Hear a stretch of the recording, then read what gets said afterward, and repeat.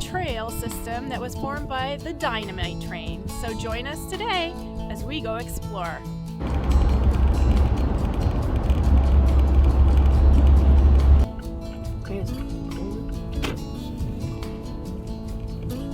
Extremely helpful Dupont Historical Museum.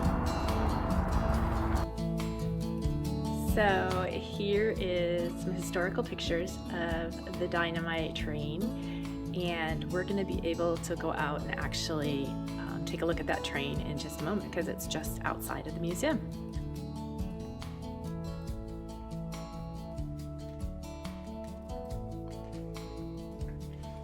And this is an example of what it was carrying, that train. The production of dynamite became obsolete with the invention of Tovic's cartridge gel, a safer explosive to manufacture.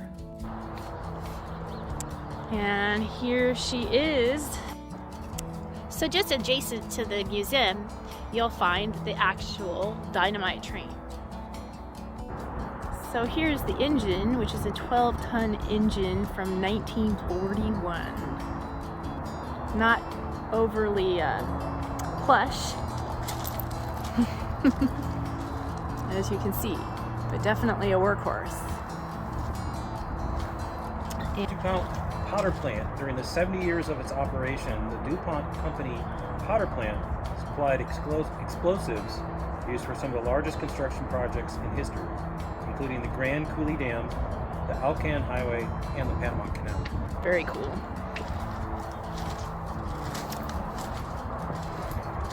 They have some old boxes there, dynamite boxes.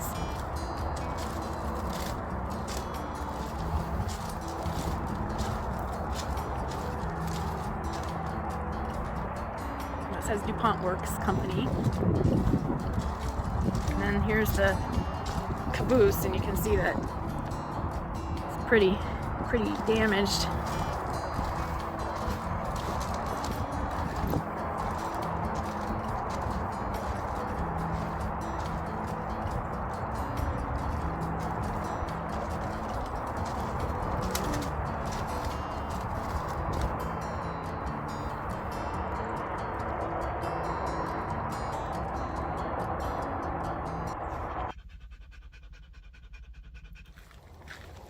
The Sequalitchew Creek Trail was listed in my All Trails maps, a relatively easy grade 1.7 mile trail following the creek down to the Puget Sound.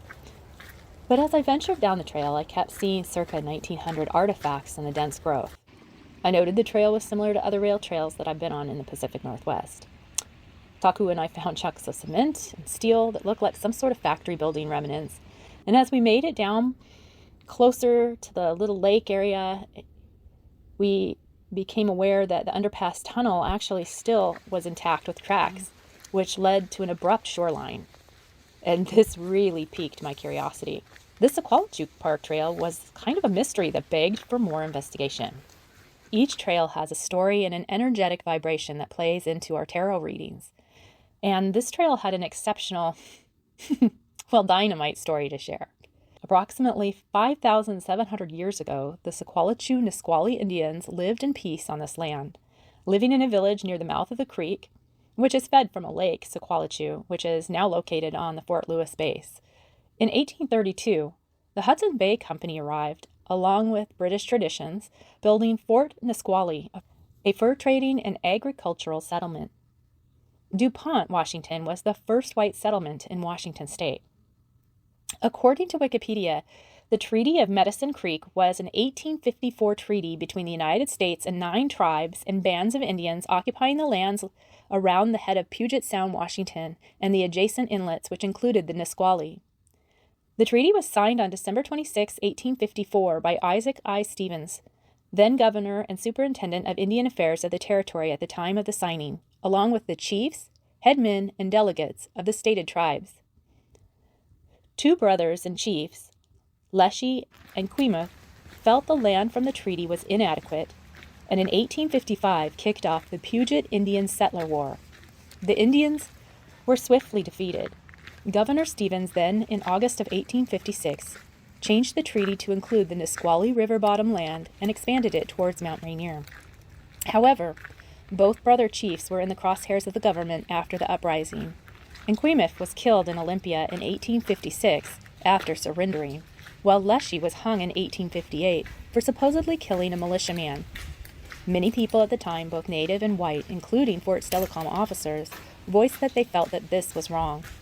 In 2004, a special state historical court retried Leshy and exonerated him of the charge of murder.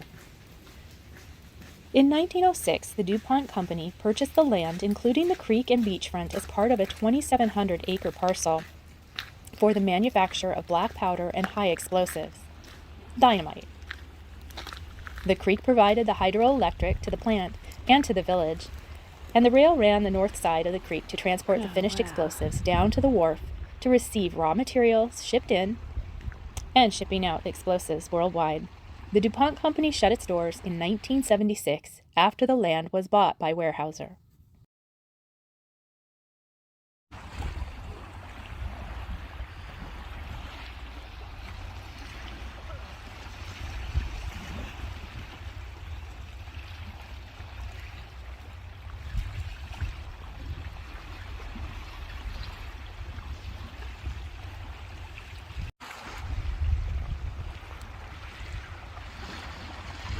The seal totem has a meaning of incredible inner strength. The seal stays true to itself, but is highly adaptive and goes with the flow.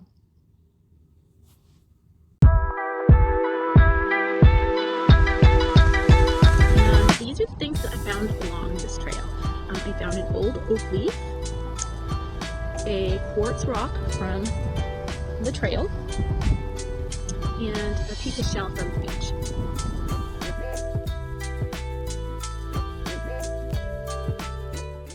So first let's do the reading for the oak leaf.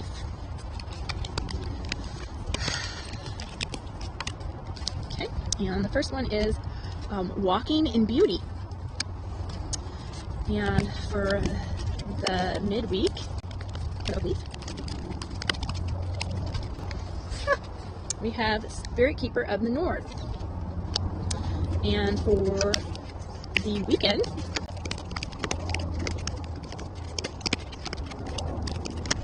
we have the Tracker. Okay, so first we have Walking in Beauty.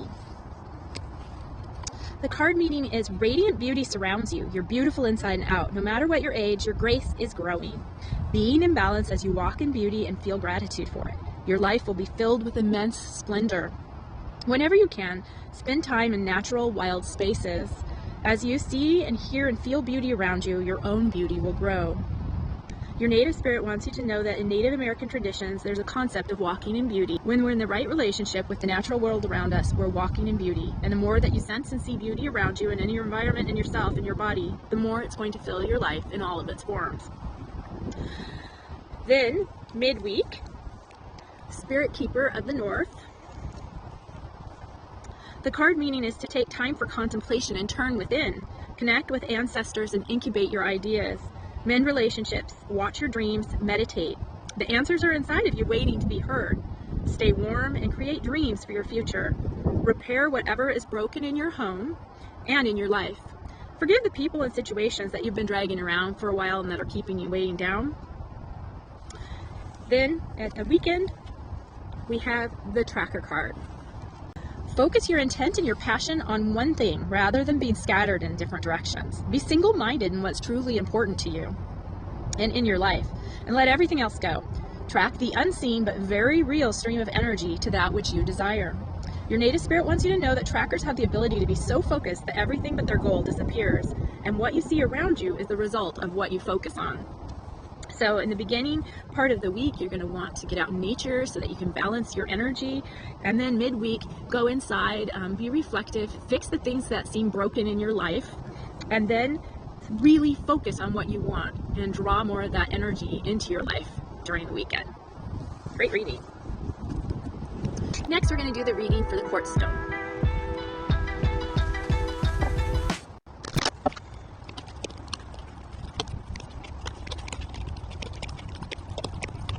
Ooh. we have the prayer feather. The prayer feather. Midweek,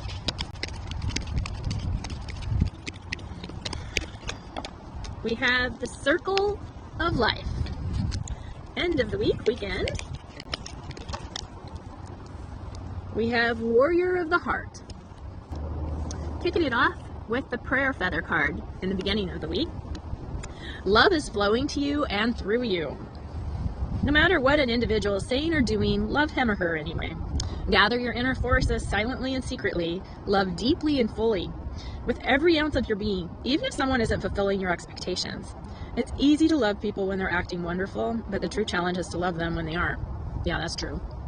Your native spirit wants you to know that feathers in native cultures often represent connection with the Creator.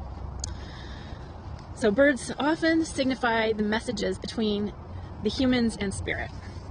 Then we come into midweek with the circle of life.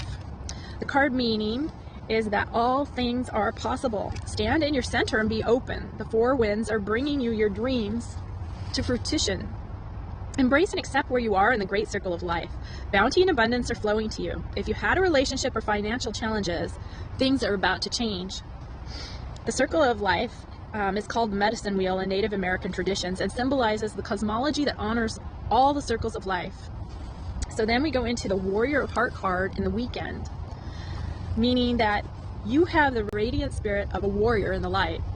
Be impeccable in all of your actions, no matter what others believe. The Creator always knows the truth. This isn't the time to be timid and pull back. Immense courage is filling you. Throw your shoulders back and step forward and take a risk. Be willing to live life from your heart rather than your mind. Honor your truth and speak up for yourself. Your native spirit wants you to know that the greatest native warriors weren't the ones who wounded the most people. They were those remarkable beings who had such personal power that enemies laid down their weapons rather than fight.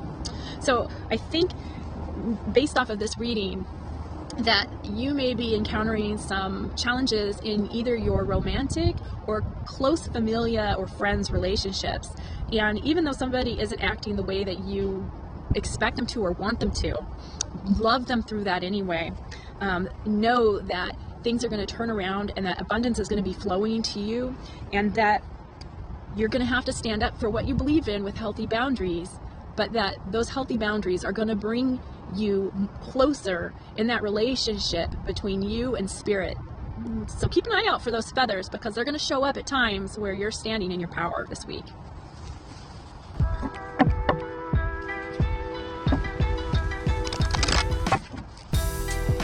So now let's do the reading for the shell.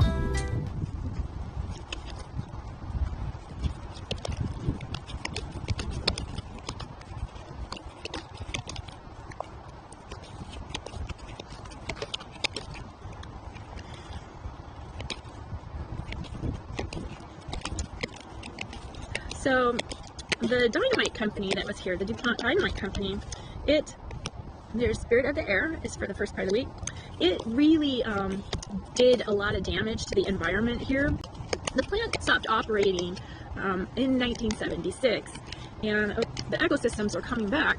But I noticed that the only shells that were down there were really broken up and very hard to find among the stones that were on the beach where the work used to be.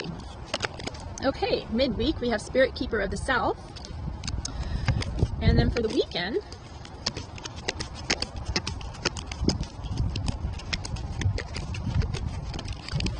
we have Flowing River.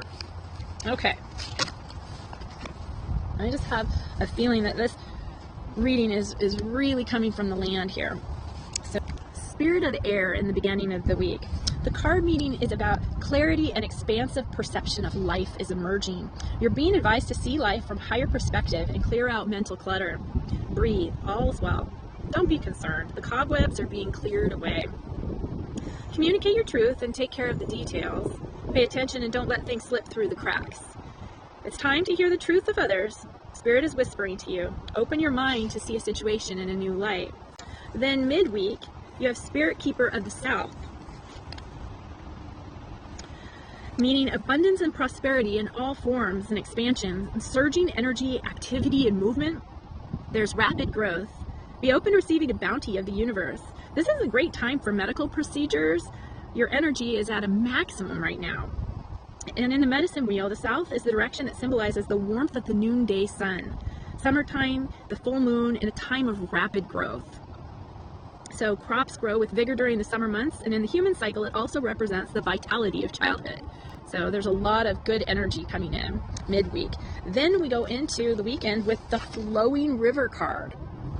Everything's falling into place because you aren't resisting the drift of the great river of life. It's time to let go. You're entering a period of gracious ease and flow.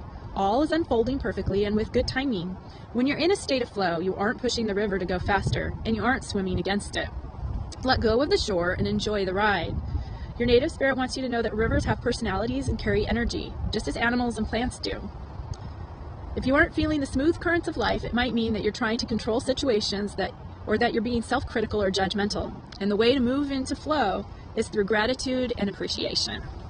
So when you're looking at your week, you can see that it's a time of transition and growth for you, and really learning how to accept where you are and be grateful for where you are and seeing the beauty in the place that you're at right now.